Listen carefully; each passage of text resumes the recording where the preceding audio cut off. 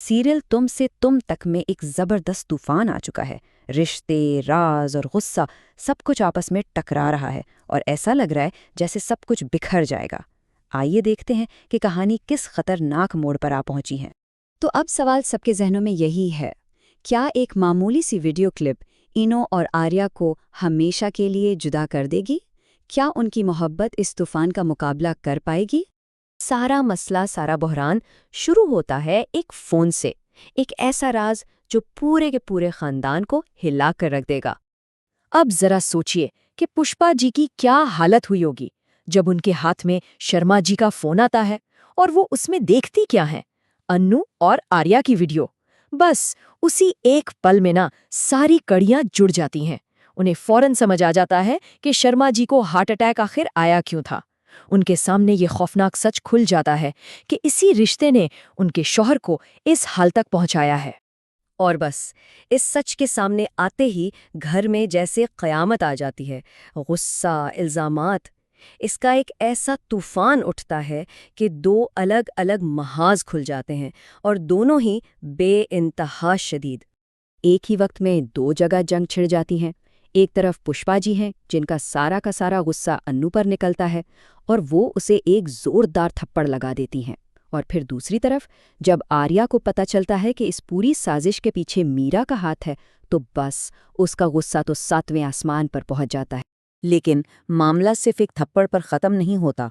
पुष्पा जी कसम खा लेती हैं कि वो इनो को कभी माफ़ नहीं करेंगी। और उनकी ये कसम है ना, ये इनो और आर्या के रिश्ते के सामने एक ऐसी दीवार बन जाती है जिसे तोड़ना लगभग नामुमकिन सा लगता है। और यहाँ से कहानी का सबसे बड़ा ड्रामा शुरू होता है, क्योंकि इन्नो बेचारी अपने ही वादे में फंस जाती है। उसने अपने वालिद से वादा किया था कि वो उनकी हर बात मानेगी, लेकिन अब उसके सामने एक ऐसी शर्त रखी जाती है जो उसकी रूह को छलनी कर देती है। और वो शर्त, वो अल्टीमेटम ये है कि तुम अब आर्या से बात नहीं करोगी। ये अल्फाज सीधा तीर की तरह जाकर अन्नू के दिल में लगते हैं। अब उसे चुनना है, या तो अपने वालिद से किया हुआ वादा या अपनी मोहब्बत। तो आर्या अपनी माँ गायत्री के साथ हालात संभालने के लिए पहुंचता है, लेकिन वहां उल्टा उनकी भी बेइज्जती हो जाती है। जब ऐसा लग रहा होता है कि बस अब सब कुछ खत्म हो गया है, तभी कहानी में एक ऐसी एंट्री होती है जिसके बारे में किसी ने सोचा भी नहीं था। और ये गैर मुतवक्का इत्तेहादी कोई और नहीं बल्कि आर्या की अपनी माँ गायत्री देवी हैं।